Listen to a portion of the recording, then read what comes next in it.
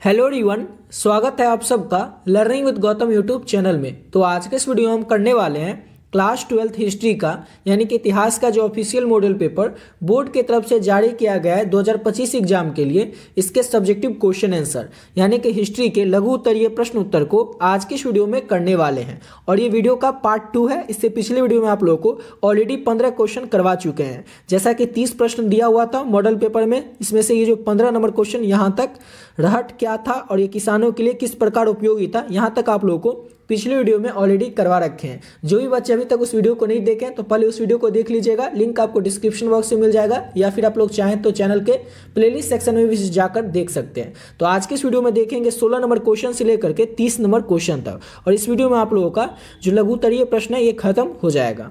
तो चलिए शुरू कर लेते हैं 16 नंबर क्वेश्चन से। और 16 नंबर क्वेश्चन है हमारा, जिन्स ए कामिल क्या था और इसके 4 उदाहरण दे। ये जिन्स ए कामिल आखिर था क्या और इसका 4 उदाहरण भी बताना है, 4 एग्जाम्पल भी देना है। तो जिन्स ए कामिल मध्यकालीन भारत में उपयोग की जाने वाली एक अवधारणा थी जो सर्वोत्तम गुणवत्ता वाली वस्तुओं को दर्शाती थी, जो अर्थव्यवस्था और समाज के लिए अत्यंत महत्वपूर्ण थी। यह शब्द कृषि शिल्प और व्यापारिक वस्तुओं के लिए प्रयुक्त होता था, जैसे कि चावल, मलमल, गन्ना और रेशम।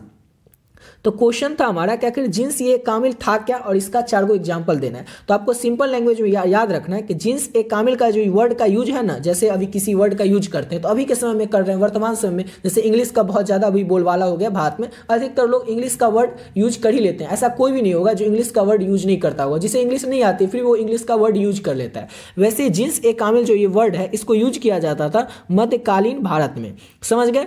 और मध्यकालीन भारत में यूज करने वाली एक अवधारणा थी, यानी कि उपयोग करने वाली एक अवधारणा थी जो सर्वोत्तम गुणवत्ता वाली यानी कि सबसे अच्छे गुण वाली वस्तुओं को दर्शाती थी। जैसे कि अभी कोई सामान अच्छा होता है तो हम क्या कहते हैं, बेस्ट है, बहुत ही अच्छा यानी कि बेस्ट है, उसको बोलते हैं ना। वैसे ही सर्वोत्तम गुण वाली जो अवधारणा वाली वस्तु होती थी उसके लिए हम कहते थे क्या जिन्स एक कामिल है, यानी कि क्या ये वस्तु है, मतलब अच्छा है, जो अर्थव्यवस्था और समाज के लिए अत्यंत महत्वपूर्ण थी। और ये जो शब्द है ये कृषि शिल्प और व्यापारिक वस्तुओं के लिए प्रयुक्त होता था। ऐसा नहीं कि कोई अच्छा काम कर दिया उसके लिए हम कहेंगे कि वो क्या जिन्स एक कामिल काम किया। और ये जो वर्ड है इसको वर्ड किया जाता था केवल और केवल कृषि के संदर्भ में, शिल्प में और व्यापारिक वस्तुओं में। जितने भी व्यापार करने वाली वस्तु थी जैसे कि गन्ना का, चावल का, मलमल, रेशम, इस सब का व्यापार किया जाता था, तो इसी सब वर्ड के लिए यूज किया जाता है जिन्स ए कामिल। और जिन्स ए कामिल का मतलब होता है सर्वोत्तम गुणवत्ता वाला, यानी कि सबसे अच्छा गुण वाला, समझ गए ना। तो यही इसका मतलब होता है। सिंपल लैंग्वेज में आपको याद रखना है कि जिन्स ए कामिल का मतलब होता है सर्वोत्तम गुण वाला, और ये मध्यकालीन भारत में उपयोग की जाने वाली एक अवधारणा थी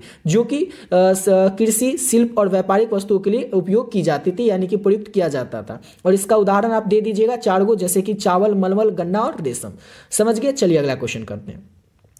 अगला क्वेश्चन है, अकबर ने जजिया कर को क्यों समाप्त कर दिया था? 2 उदाहरण लिखे। तो पहले थोड़ा समझ लीजिए कि आखिर ये जजिया कर था क्या, तब ना समझेंगे कि आखिर क्यों उसको समाप्त कर दिया था। तो जजिया कर ऐसे कर था, यानी कि कर मतलब होता है टैक्स, ऐसा टैक्स वसूला जाता था जो गैर मुसलमान लोग होते थे, यानी कि मुसलमानों को छोड़कर उसके अलावा जो भी धर्म के लोग होते थे, अगर वो अपने तीर्थ स्थान पर जाते थे तो उनको टैक्स देना पड़ता था, और उस टैक्स का नाम था जजिया कर।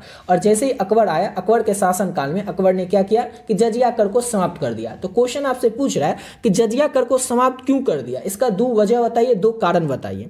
तो अकबर ने जजिया कर को समाप्त कर दिया, इसके 2 मुख्य कारण थे।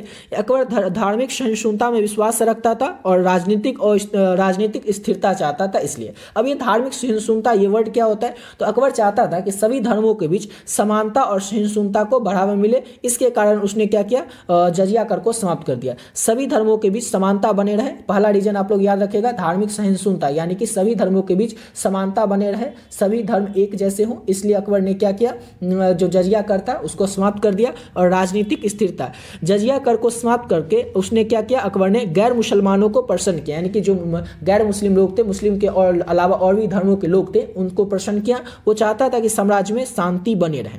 तो सिंपल सा क्वेश्चन था, इसमें याद करने जैसा कुछ है ही नहीं, बस आपको समझना है कि जजिया कर क्या था, वो तो समझ गए कि जो गैर मुसलमान लोग होते थे उनसे वसूला जाता था, यानी कि मुसलमानों को छोड़कर जो भी धर्म थे, हिंदू, सिख या जो भी धर्म के लोग थे, उनसे क्या किया जाता था, टैक्स वसूला जाता था, उसी का नाम था जजिया कर। इसको अकबर ने इसलिए बंद कर दिया ताकि वो चाहता था कि सभी धर्मों का समान बढ़ावा मिले, प्रयास मिले, इसके लिए उसने क्या किया, जजिया कर को समाप्त कर दिया, जिसके लिए आपको एक वर्ड याद रखना है, धार्मिक सहिष्णुता। राजनीतिक स्थिरता, इसलिए यानी कि अकबर चाहता था कि साम्राज्य में शांति बने रहे, जो गैर मुस्लिम लोग हैं वो भी खुश रहें, जो मुस्लिम है वो भी खुश रहे, इसलिए उसने क्या किया, राजनीतिक स्थिरता के कारण अकबर ने जजिया कर को समाप्त कर दिया। समझ गए, इसलिए आपको इस दोनों पॉइंट को अच्छे से याद रखना है। अगला क्वेश्चन है, अबुल फजल ने किसे इंसान ए कामिल कहा था। अब ये क्वेश्चन आपसे ऑब्जेक्टिव में भी पूछा जा सकता है कि अबुल फजल ने किसे इस्लाम ए कामिल कहा था, तो उसमें तो आपको एक वर्ड में बताना होगा, ऑप्शन दिया ही होगा, उसमें से बताना होगा। तो अभी आप याद कर लीजिए कि अबुल फजल ने इंसान ए कामिल अकबर को कहा था। लेकिन सब्जेक्टिव क्वेश्चन है, लघु उत्तरीय प्रश्न है, तो इसमें थोड़ा आपको लिखना भी पड़ेगा ना कि आखिर क्यों कहा था अकबर ने औरंगजेब को, अकबर ने शाहजहां को क्यों नहीं कहा कि वो इंसान एक कामिल है। उसने अकबर को ही इंसान एक कामिल क्यों कहा, हो सकता है उनके समय में तो वो नहीं था इसलिए नहीं कहा। चलिए अब हुमायूं को अकबर ने इंसान एक कामिल क्यों नहीं कहा, तो अकबर को इसलिए कहा क्योंकि अकबर जो था एक आदर्श और पूर्ण व्यक्तित्व के रूप में उसे मानता था। अबुल फजल जो है ये अकबर को एक आदर्श व्यक्ति मानता था और पूर्ण व्यक्तित्व के रूप वाला व्यक्ति मानता था अकबर को अबुल फजल, जो कि धार्मिक सहिष्णुता यानी कि सभी धर्मों को एक समान देखता था, कभी भी कोई मुसलमान में हिंदू में कोई ऊंच नीच वाला भेदभाव नहीं करता था अकबर। न्याय और प्रशासन में बहुत ही ज्यादा कुशल था अकबर, इसलिए अबुल फजल ने केवल और केवल अकबर को ही इंसान एक कामिल कहा था। तो याद रखिएगा, इंसान एक कामिल अकबर को अगर इस तरह से पूछ ले कि इंसान एक कामिल अकबर को किसने कहा था, तो अबुल फजल ने कहा था। अबुल फजल ने अकबर को इंसान एक कामिल क्यों कहा था, क्योंकि अकबर जो था एक आदर्श और पूर्ण व्यक्तित्व रूप वाला व्यक्ति था, जो कि सभी धर्मों में एक समान विश्वास रखता था, धार्मिक सहिष्णुता में विश्वास रखता था, न्याय और प्रशासन में बहुत ही ज्यादा कुशल था, इसीलिए अबुल फजल ने अकबर को इंसान एक कामिल कहा। अगला क्वेश्चन है, राजमहल के पहाड़िया में राजमहल का जो पहाड़िया है वहां पर क्या था, कौन लोग रहते थे, तो राजमहल के पहाड़ियों में एक आदिवासी समुदाय रहा करता था, जो कि बंगाल और बिहार के सीमावर्ती क्षेत्र में रहते थे। ये जो राजमहल क्षेत्र है ये कहाँ पर पड़ता है, तो बंगाल और बिहार का जो सीमावर्ती क्षेत्र है उसी क्षेत्र को कहा जाता था राजमहल की पहाड़िया। वहीं पर कौन रहते थे, तो आदिवासी समुदाय रहते थे, वो पहाड़ी इलाकों में रहते थे और स्वाधीनता संग्राम के लिए प्रसिद्ध थे। देखिए जैसे महात्मा गांधी ने, नेहरू जी ने, लाल बहादुर शास्त्री ने, सभी ने मिलकर देश के लिए क्या किया, स्वाधीनता संग्राम की लड़ाई लड़ी अंग्रेजों से। तो वैसे ही जो राजमहल पहाड़ियों के जो आदिवासी समुदाय के लोग थे, ये लोग भी अपने लिए क्या, देखिए गांधी जी जैसे थे तो ये किस लिए लड़ रहे थे, भगत सिंह किस लिए लड़ रहे थे, तो देश के लिए लड़ रहे थे कि देश को उन्हें आजाद करवाना है अंग्रेजों से। लेकिन ये सब जो थे ये स्वाधीनता संग्राम लड़ रहे थे अपने समुदाय के लिए। उनका ऐसा मानना था कि अंग्रेज जैसे हैं तो उनके पहाड़ी इलाकों में आकर के उनके जो काम होते थे उसमें रोक टोक करते थे, जंगल से जो ज्यादा लकड़ी काट रहे थे उनको पकड़ के जेल में बंद कर देते थे। इस सब में उनको क्या करते थे, उनके जंगल में जो रहने वाले आदिवासी समुदाय थे, बंगाल और बिहार के सीमावर्ती क्षेत्रों पर रहते थे, पहाड़ी इलाका में, इन आदिवासी समुदाय के काम में रोक टोक का काम कौन करते थे, तो अंग्रेज करते थे। तो ये लोग ने अपने समुदाय की रक्षा करने के लिए, आदिवासी समुदाय की रक्षा के लिए इन्होंने क्या किया था, स्वाधीनता संग्राम भी किया था अंग्रेजों के साथ। समझ गए, स्वाधीनता संग्राम भी किया था अंग्रेजों के साथ। यही होते थे राजमहल पहाड़ियों के लोग। और ये जो राजमहल पहाड़ियों के लोग हैं, जैसे कि हम लोग अंग्रेजों को क्या कहते थे, तो फिरंगी भी कहते थे, अंग्रेज कहते थे, गोरे कहते थे। लेकिन ये जो थे राजमहल के पहाड़ी के लोग, जो कि बंगाल और बिहार के सीमावर्ती क्षेत्र में रहते थे, वो अंग्रेजों को दीकू समझते थे, यानी अपने से समुदाय के बाहर के लोगों को लोग दीकू समझते थे। और उनका मानना था कि ये दीकू हमें नष्ट कर देंगे, हमें यहाँ से हटा देंगे, हमें पहाड़ के इलाकों से हटा के ही मानेंगे। इसलिए वो क्या करते थे, अपना दुश्मन समझते थे अंग्रेजों को, यानी कि जिसको दीकू कहते थे। समझ गए। चलिए अगला क्वेश्चन करते हैं। और इसमें कुछ आपको याद करने वाला जैसे है ही नहीं, आपको सिंपल याद रखना है कि राजमहल के पहाड़िया के लोग क्या थे, तो एक आदिवासी समुदाय थे जो कि बंगाल और बिहार के सीमावर्ती क्षेत्र में रहते थे बस। और वो पहाड़ी इलाका में रहते थे, जो कि बंगाल और बिहार का जो सीमावर्ती क्षेत्र वो पहाड़ी इलाका है, वहाँ पर रहते थे। और ये स्वाधीनता संग्राम के लिए प्रसिद्ध थे। लेकिन ये याद रखना, ये स्वाधीनता संग्राम सिर्फ अपने समुदाय के लिए किए थे। ऐसा नहीं वो चाहते थे कि अंग्रेज पूरा देश से चले जाए, सिर्फ और सिर्फ हम लोग ही रहें, ऐसा नहीं। जैसे गांधी जी चाहते थे, सुभाष चंद्र बोस चाहते थे, भगत सिंह चाहते थे कि अंग्रेज देश से चले जाए, पूरा संपूर्ण स्वाधीनता मिले। लेकिन ये चाहते थे कि इनके आदिवासी समुदाय जो है उस पर अंग्रेजों का कोई भी प्रभाव नहीं रहे, अंग्रेज सिर्फ हमें छोड़ दे, इतना वो चाहते थे। समझ गए। चलिए अगला क्वेश्चन करते हैं। अब अगला क्वेश्चन है कि अमेरिकी गृह युद्ध जो हुआ था उस समय भारत के कपास उत्पादकों को किस प्रकार प्रभावित किया था। जिस समय में अमेरिकी गृह युद्ध जो चला था ना, उस गृह युद्ध के कारण भारत के जो कपास उत्पादक थे उन उत्पादकों पर क्या प्रभाव पड़ा था अमेरिकी गृह युद्ध का। तो अमेरिकी गृह युद्ध जो कि 1861 से 1865 तक चला था, इस कारण से अमेरिका में क्या हो गया था, कपास की आपूर्ति हो गई थी, यानी कि कमी आ गई थी, कपास में कमी आ गई थी, जिससे भारत के कपास उत्पादकों को लाभ हुआ, क्योंकि ब्रिटेन ने भारतीय कपास की ओर रुख किया। अब सिंपल सा क्वेश्चन था, इसमें भी आपको कुछ याद करने जैसा है ही नहीं, बस थोड़ा सा डेट याद कर लीजिएगा। ये तो अमेरिकी गृह युद्ध जिस समय हो रहा था 1861 से 65 में, उस समय क्या हुआ था, कपास उत्पादक जो थे उसको किस तरह से प्रभावित हुआ किया था ये अमेरिकी गृह युद्ध, वही आपको बताना है। तो अमेरिकी गृह युद्ध के कारण क्या हुआ था, वहां पर जो अमेरिकी गृह युद्ध हुआ था इस कारण से अमेरिका में कपास की कमी आ गई थी, और कपास की कमी अमेरिका में आ गई थी, इससे ब्रिटेन ने क्या किया, अमेरिका को छोड़ करके भारत से कपास लेना शुरू कर दिया। इससे कपास उत्पादकों को बहुत ज्यादा लाभ हुआ और यही प्रभाव पड़ा था कपास उत्पादकों पर। सिंपल सा क्वेश्चन है कि पहले क्या हुआ था, लोग जो ब्रिटेन थे यानी कि जो अंग्रेज थे, ब्रिटेन थे, ये ब्रिटेन के लोग कहाँ से कपास लेते थे, तो अमेरिका से लेते थे। लेकिन अमेरिका में गृह युद्ध हो गया, इस कारण से वो कहाँ से कपास लेने लगे, तो भारत से लेने लगे, और जब भारत से कपास लेने लगे तो भारत का तो लाभ होगा ही, इसलिए भारत को लाभ हुआ, समझ गए। तो इस तरह से प्रभावित किया था अमेरिकी गृह युद्ध ने कपास उत्पादकों को। और देखिए अभी तक जो भी बच्चे हिस्ट्री का जो क्वेश्चन है, इंपॉर्टेंट गेस्ट क्वेश्चन का पीडीएफ नहीं लिए, तो उनको बता दें कि आपको ये पीडीएफ किस तरह से लेना है। तो इसमें तो पहले तो आपको कई बार बता चुके हैं, पिछले वीडियो में भी बताए थे, जिसमें जो आपको 15 क्वेश्चन पिछले वीडियो में करवा रखे, उसमें भी बताए थे कि कैसे लेना है। और वैसे भी बहुत सारे बच्चे इस पीडीएफ को ले चुके हैं और अपने एग्जाम की तैयारी बहुत ही बढ़िया तरीके से कर रहे हैं। अभी तक जो भी बच्चे बचे हुए हैं और वो इस पीडीएफ को नहीं लिए, उनको बता देते हैं कि कैसे इस पीडीएफ को लेना है और इसमें आपको क्या क्या मिलेगा। तो इसमें हिस्ट्री के आपके जितने भी चैप्टर हैं, जैसे आपकी हिस्ट्री में 15 चैप्टर हैं, तो 15 चैप्टर के जितने भी इंपॉर्टेंट क्वेश्चन है, ऑब्जेक्टिव, सब्जेक्टिव, और पिछले 15 साल में जो भी प्रश्न पूछे गए ऑब्जेक्टिव प्रश्न, वो सारा का सारा आपको मिल जाएगा आंसर के साथ।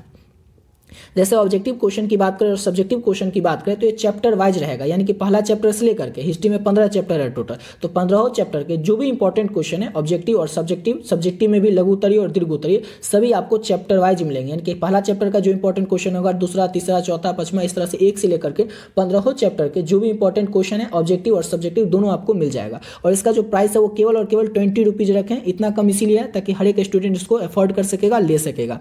अब इसको लेना कैसे, तो ये जो आपका व्हाट्सएप है ना, व्हाट्सएप पर ही मिल जाएगा। बहुत सारे बच्चों का मेन प्रॉब्लम यही रहता है कि हमें मिलेगा कहाँ, पे कर देंगे, सब कुछ कर देंगे, लेकिन मिलेगा कहाँ। तो ये जो है आपके व्हाट्सएप नंबर पर मिलेगा। जैसे पीडीएफ नॉर्मल होता है वैसे आपको पीडीएफ मिल जाएगा, लेकिन मिलेगा कैसे, तो आपको जो नंबर है 7903820891, इस नंबर पर आप लोग फोन पे, गूगल पे, पेटीएम किसी भी माध्यम से आपको केवल और केवल 20 रुपये पे करना है। जैसे ये नंबर आप लोग फोन पे में डालिएगा या गूगल पे, पेटीएम में डालिएगा तो नाम आ जाएगा गौतम कुमार। उसमें आपको क्या करना है, 20 रुपये पे कर देना है और स्क्रीनशॉट ले करके जैसे आप पे कीजिएगा इसका स्क्रीनशॉट ले लेना और इसी नंबर से एक व्हाट्सएप, इसी नंबर से जो व्हाट्सएप है उस व्हाट्सएप पर आपको स्क्रीनशॉट भेज देना है। समझ गए कि इसी नंबर पे आपको पे भी करना है और इसी नंबर से जो व्हाट्सएप है उस व्हाट्सएप पे आपको स्क्रीनशॉट भेज देना और एक बस छोटा सा मैसेज कर देना हिस्ट्री, ताकि जिससे ये पता चल जाए आपको हिस्ट्री का पीडीएफ चाहिए। जैसे ही आप लोग पे कीजिएगा, सब्जेक्ट हिस्ट्री टैप करके मैसेज कीजिएगा, आपको तुरंत पीडीएफ मिल जाएगा और इस पीडीएफ को लेकर के आप लोग बहुत ही बढ़िया तरीके से अपने आने वाले एग्जाम की तैयारी कर सकते हैं। इसमें जितना क्वेश्चन अगर दिया हुआ है सभी प्रश्नों को अच्छे तरीके से कर लेते हैं, ऑब्जेक्टिव और सब्जेक्टिव दोनों को, तो आपके एग्जाम में जो भी प्रश्न आएंगे उसका 99% क्वेश्चन आपको यहीं से देखने को मिल जाएगा। ऐसा इसलिए बोल रहे हैं कि आपके एग्जाम अगर क्वेश्चन कहीं से भी आएगा ना, तो जो 15 चैप्टर है उसी 15 चैप्टर से क्वेश्चन आएगा और हर एक चैप्टर का जितना इंपॉर्टेंट क्वेश्चन है, ऑब्जेक्टिव हो या सब्जेक्टिव, सारा का सारा आपको इस पीडीएफ में देखने को मिल जाएगा। और पीडीएफ का प्राइस केवल और केवल 20 रुपये है, तो सही बच्चे इसको ले ही सकते हैं। समझ गए।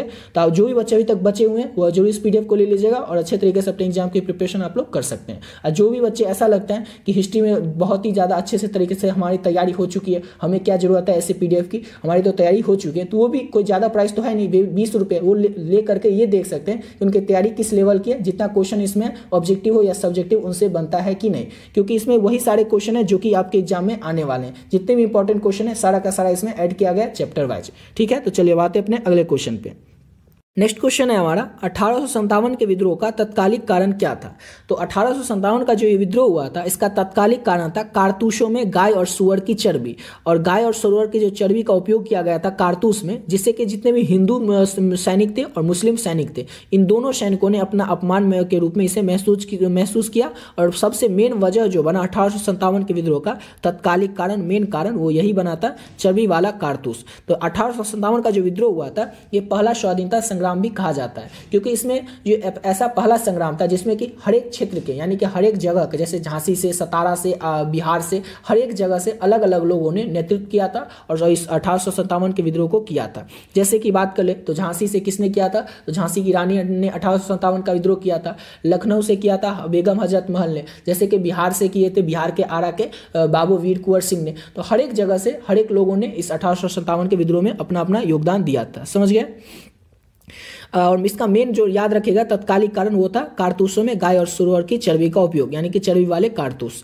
अगला क्वेश्चन है वीर कुंवर सिंह क्यों प्रसिद्ध हुए थे? तो अभी आपको बता चुके हैं कि 1857 का जो विद्रोह हुआ था इसमें अलग अलग जगह से अलग अलग लोगों ने विद्रोह किया था। तो जैसे कि बिहार के जो आरा है, बिहार के आरा में ब्रिटिश सेना के खिलाफ वीर कुंवर सिंह ने संघर्ष किया था और ब्रिटिश हुकूमत के खिलाफ प्रतिरोध किया था। तो इसी कारण से प्रसिद्ध कौन हुए थे, फेमस कौन हुए थे? तो वीर कुंवर सिंह। और ये कहाँ के थे? तो याद रखेगा इन्होंने बिहार के आरा से किया था 1857 के विद्रोह का नेतृत्व। और ये जो थे वीर कुंवर सिंह, ये थे कौन? तो ये जगदीशपुर के राजा थे। वहाँ बढ़ के राजा थे कौन? तो जगदीशपुर के राजा थे वीर कुंवर सिंह। इसको भी याद रखिएगा।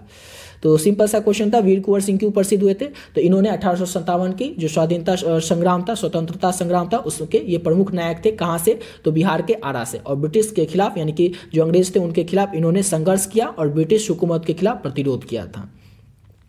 अगला क्वेश्चन है विनोदिनी दासी कौन थी? तो विनोदिनी दासी जो थी एक प्रसिद्ध भारतीय नृत्यांगना और रंगमंच अभिनेत्री थी। वह 19वीं शताब्दी यानी कि 19वीं सदी की बांग्ला रंगमंच की प्रमुख हस्तियों में से एक थी और भारतीय नाटक कला में उन्होंने अपना योगदान दिया। सिंपल सा क्वेश्चन है, एक नाम है जो कि ये नाम है कि विनोदिनी दासी। ये थी कौन? तो ये एक प्रसिद्ध भारतीय नृत्यांगना थी, जिसे कि हम लोग आज लोग कहते हैं डांसर। तो वैसे ही एक प्रसिद्ध भारतीय डांसर थी, नृत्यांगना थी। और ये रंगमंच अभिनेत्री थी, यानी कि जो मंच होता है उस पर जो अभिनय करती है उन्हीं को कहा जाता है रंगमंच अभिनेत्री। तो ये जो विनोदिनी दासी है ये भारतीय नृत्यांगना और रंगमंच अभिनेत्री थी, जो कि 19वीं शताब्दी में 19वीं सदी में बांग्ला रंगमंच नाम से एक रंगमंच हुआ करता था, उसकी एक प्रमुख हस्ती में से एक थी विनोदिनी दासी। और भारतीय नाटक कला में इन्होंने अपना प्रमुख योगदान दिया था। तो इसको याद रखिएगा। अगला क्वेश्चन है गांधी जी ने चंपारण आंदोलन क्यों किया? तो गांधी जी ने चंपारण आंदोलन 1917 में किया क्योंकि बागान मालिकों के द्वारा किसानों से जबरन नील खेती कराई जाती थी। गांधी जी ने किसानों के शोषण के खिलाफ उनका समर्थन किया और उन्हें न्याय दिलवाया। तो गांधी जी जो अपना ये आंदोलन शुरू किए थे अंग्रेजों के खिलाफ, वो पहला बिहार से ही किए थे, चंपारण से ही किए थे। तो चंपारण में क्या किया जाता था? तो बागान मालिकों के द्वारा किसानों से जबरन नील की खेती करवाई जाती थी और उनका क्या किया जाता था? तो शोषण किया जाता था कि किसके द्वारा? तो बागान मालिकों के द्वारा। तो इसीलिए क्या किया था कि गांधी जी ने किसानों का समर्थन किया था और उनको न्याय दिलवाया था बागान मालिकों से। तो सिंपल सा क्वेश्चन था कि गांधी जी ने चंपारण आंदोलन क्यों किया था? तो चंपारण आंदोलन जो है गांधी जी ने बागान मालिकों के खिलाफ किया था और अंग्रेजों के खिलाफ। बागान मालिकों के द्वारा किसान से जबरन नील की खेती कराई जाती थी। गांधी जी ने किसानों के शोषण के इस खिलाफ, जो बागान मालिक शोषण कर रहे थे किसानों का, इसके खिलाफ क्या किया था? किसानों का समर्थन किया था और किसानों को न्याय दिलवाया था। इसको याद रखिएगा। अगला क्वेश्चन है 1929 का जो लाहौर अधिवेशन है ये महत्वपूर्ण क्यों था? 1929 का लाहौर अधिवेशन महत्वपूर्ण था क्योंकि इसमें नेहरू रिपोर्ट को अस्वीकार और पूर्ण स्वराज का प्रस्ताव पारित किया गया और भारत को स्वतंत्रता संग्राम को एक नया दिशा मिली थी 1929 के लाहौर अधिवेशन से। सिंपल सा क्वेश्चन है 1929 का लाहौर अधिवेशन जो था ये इंपॉर्टेंट क्यों था, महत्वपूर्ण क्यों था? तो 1929 का लाहौर अधिवेशन इसलिए इंपॉर्टेंट था, इसलिए महत्वपूर्ण था क्योंकि इसमें नेहरू रिपोर्ट जो है इसको अस्वीकार कर दिया गया था। नेहरू रिपोर्ट जो था उसको अस्वीकार कर दिया गया था और पूर्ण स्वराज की जो मांग थी इस प्रस्ताव को पारित कर दिया गया था और भारत के स्वतंत्रता संग्राम को एक नया दिशा मिली थी। इसीलिए 1929 का जो लाहौर अधिवेशन है उसको याद रखेगा, इंपॉर्टेंट। इसका मेन याद रखेगा, इसमें पूर्ण स्वराज का जो प्रस्ताव था इसको पारित किया गया था 1929 के लाहौर अधिवेशन में, इसीलिए मेन ये इंपॉर्टेंट था 1929 का लाहौर अधिवेशन।